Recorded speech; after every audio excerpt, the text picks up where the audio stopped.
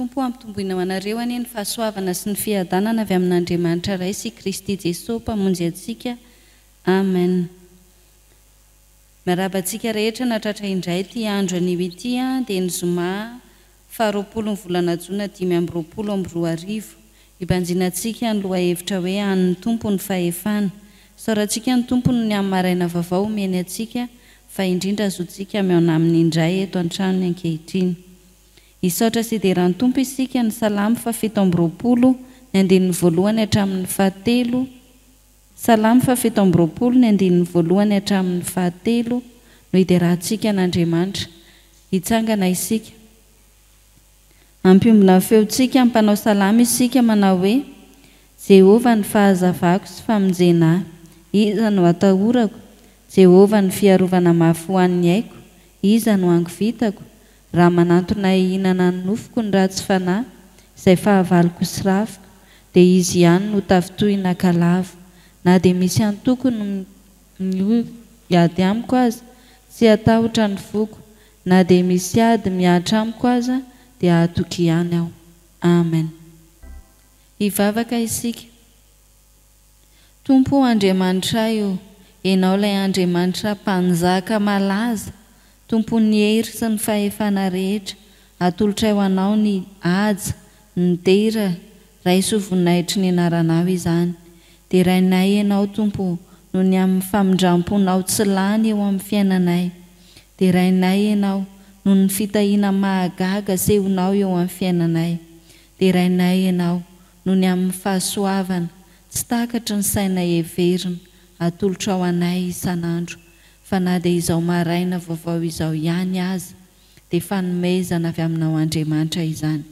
Ny hery avy aminao azonay miatrika izao fanompom-pivavahana izao. Isaoranay anao ireny rehetra ireny. Tompo, matsiaro ny tsy fahatanterahanay sy ny fahalemenay izahay. Indreto izahay manantona anao amin'ny fanetreteny. Avela heloka Tompo amin'irao fo, satria mpanota tsy mendrika ny anona ny raranao akory, tsy mendrika ny anantona anao akory. Ianao no hiasaka amela ny helokay, anadio anay amin'ilay rany Jesosy Kristy nalatsa no anay. Dia mahatoky izahay fa mihaino sy mamaly mivavaka ianao, ka dia amela ny helokay sy anadio anay amin'ny tsy fahamarinanay rehetra. Niteny taminay ianao fa naiza no haingonandrona telo amin'ny anaranao, dia ho avoana ianao. Mahatoky izahay fa manatrika anay ao anatin'izao fanompona izao ianao, ka dia hiteny aminay amin'ny alalan'ny teninao. Sokafo ny fonay Tompo, azonay mandray ny teninao. Tefeo izahay mba hay anaiky ny sitraponao, dia misaha amin'ny alalan'ny fanahy masina ty anatinay ianao, mba azonay mandray ny tianao Andriamanitra ampitaina aminay amin'ny alalan'izany teninao izany. Dia mitenena aminay Tompo, fa vonay ianao izahay. Dia meteza hanatrika feno izao fanompona tanterahanay izao ianao, fa tianay atao ho voninahitry ny anaranao izany rehetra izany. Misaotra indrindra Tompo fa amin'ny anaran'i Jesosy no ivavahanay. Amen. Ny ten'Andriamanitra zara-mofinainantsika amin'ity andro anio ity dia ny Lioka. Lioka 10 ny andinin'ny 720 hatramin'ny 20. Lioka 10 ny andinin'ny 720 hatramin'ny 20. Amin'ny anaran'i Jesosy. Ary ny 70 niverina tamin'ny fifaliana ka nanao hoe: Tompo, na dia ny demoni aza dia manaiky anay noho ny anaranao. Fa hoy Jesosy taminy: izaho nahita ny Satana latsaka avy tany an-danitra tahaka ny varatra. Indro, efa nomeko fahefana hanitsaka ny menarana sy ny maingoka, sy handresy ny hery rehetra nanany fahavalo ianareo, ka tsy hisy hampaninona anareo akory. Kanefa aza mifaly ianareo satria manaiky anareo ny fanahy, fa mifalisy satria voasoratra ny an-danitra ny anaranareo. Amen. Ray masino, manamasinana amin'ny fahamarinana, ny teninao ny fahamarinana. Amen. Dia mbola tonoina ao aminareo hatrany ny fiadanan'ny Tompo. Amen. Izao zara-mofinainantsika izao izay efa zary mahazatra antsika, nondeha hanakarantsika izay tokony hiainantsika mpanompon'Andriamanitra manoloana ny andavanandrom-piainantsika. Raha jerena ny firenentsika dia isan'izay firenena tena farany mampalahelo. isan'izay firenena tena farany mahantra, isan'izay firenena tena feno faharatsiana, feno fahalovana.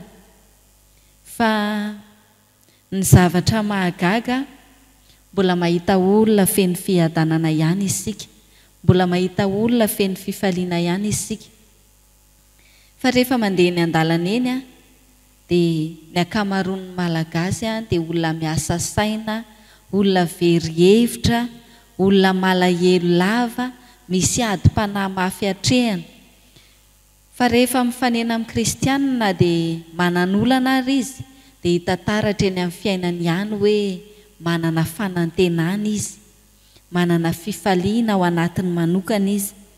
Dia izany no anakarantsika hoe tena manahoana marina ny olona tena efa ao amin'i Jesosy, izay tena mpanompon'Andriamanitra tokoa, izay efa hitoerany Jesosy ao anatin'ny fony. Ny tena mpanompon'Andriamanitra tokoa, ny voalohany hitantsika amin'izao tenin'Andriamanitra izao dia omen'Andriamanitra fahombiazana, omeny fahombiazana eo amin'ny fiainana. Ny 7:70 dia manao hoe, ary ny 70 verina tamin'ny fahasahiana ka nanao hoe, Tompo, na dia ny demonia aza dia manaiky anay noho ny anaranao.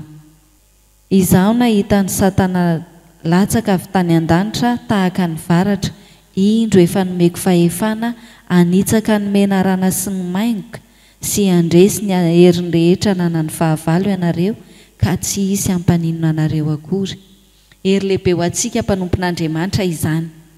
Fa ninona ady hatrehantsika, ninona asehon'ny Satana eo ampelatana eo anatrehantsika, ninona fahoriantsika, ninona fizahan-toetra, dia omen'ny Tompo hery sy fahefana isika hiatrehantsika izany. Tsy midika izany hoe tsy mandalo an'izany rehetra izany isika, fa mandalo an'izany isika.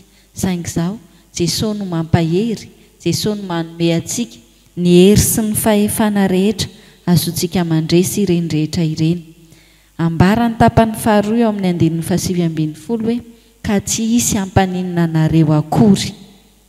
Tsisy ninina maharesy antsika rehefa tena ao amin'i Jesosy isika, fa izy no manafy hery, izy no manome ny tanjaka, izy no manome ny finoana entintsika miatrika ireny rehetra ireny. Dia tokony sy fanantenana ho antsika mpanompon'Andriamanitra izany, ary tombony manokana ho antsika rehetra izay mazoto maiketo amin'ny tranon'Andriamanitra.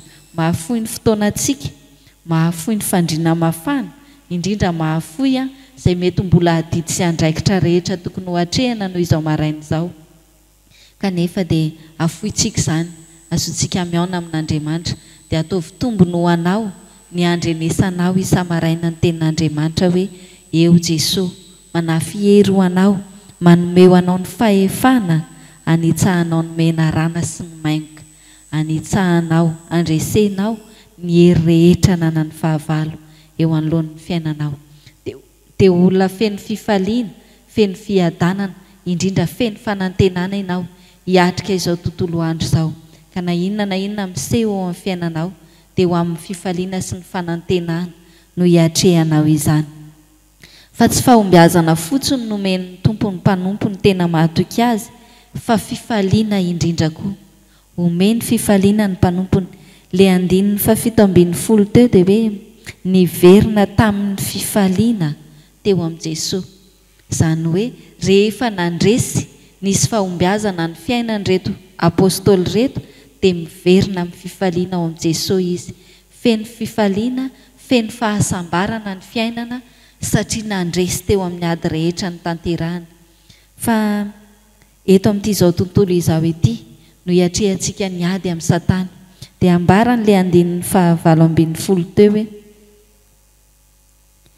hoy Jesosy taminy, izaho nahita ny Satana latsaka avy tany an-danitra tahaka ny varatra. Fifaliana no andrenesantsika izany, satria Satana efa resy, ary dia isika mpanompon'Andriamanitra feno fifaliana no izany. Ny fahafatesana aza moa resin'i Jesosy, maika fa izay mety olana sy fahoriana rehetra mianjady amin'ny fiainantsika. Ny asan'ny Satana rehetra efa resin'i Jesosy izany. Dia miara-mandresy amin'i Jesosy isika, noho izany fifaliana sy fiadanana ny fiainantsika. fa tsy mijanona eto amin'izao tontolo izao ihany ny fifaliana no anany mpanompon'Andriamanitra fa ambarany andinin'ny faharoapolo hoe aza mifaly ianareo satria manaiky anareo ny fanahy fa mifalisy satria voasoratra ny an-danitra ny anaranareo. Mifaly dia ny eto amin'izao tontolo izao isika satria efa voasoratra ny an-danitra ny anarantsika. Isika ilay efa noman'ny Kristy handray ilay fitahiana mandrakizay ao amin'ny fanjakana. Dia izao no ambaran'i Jesosy amintsika amin'ny fotoan'andro hoe aviry ilay notahiany raiko midira amin'ny fifaliana ato amin'ny toerana izay efa voavoatra ho anareo. Dia hiditra amin'ny fifaliana ao amin'ny fanjakan'Andriamanitra isika rehetra satria izany no fifaliana faratampony omeny ny tompo antsika mpanompo mahatoky azy.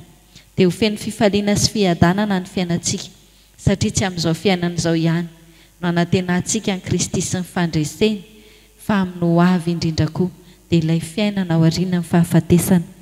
Dia ho feno fifaliana sy fahombiazana ny fiainantsika miaraka amin'ny Jesosy Kristy satria ao amin'ny irery ihany no antoka nanantsika izany fifaliana sy fahombiazana izany. Tombony ho anao ny andrenesanao izany tenin'Andriamanitra izany. Aza vela ho verimaina, aza vela handalo fotsiny eo amin'ny fiainanao fa manolotra ao anao fifaliana, fahombiazana ny Tompo Andriamanitra ao. Dia amin'ny andronao rehetra mety eza toky azy, mety eza hifikitra aminy fa miaraka aminao mandrakariva izy satria noho ny amin'ny heriny sy ny anarany irery ihany no hanananao fahombiazana fa indrindra hanananao fifaliana satria tsy misy olona makany amin'ny ray afa-tsy amin'ny anaran'i Jesosy Kristy irery ihany. Dia ho amintsika rehetra izany tenin'Andriamanitra izany. Raha isan'ny finoana ny tsodrano izay atolotra anareo amin'ny anaran'i Jesosy. Andriamanitra ny fiadanana noritoro any Satana faingana eo ambanin'ny tongotrareo dia ho aminareo any ny fahasoavan'i Jesosy Kristy Tompo ary Andriamanitra ny fanantenana meno anareo amin'ny fifaliana sy ny fiadanana rehetra amin'ny finoanareo mba hitombonareo amin'ny fanantenana noho ny herin'ny fanahy masina. Amen.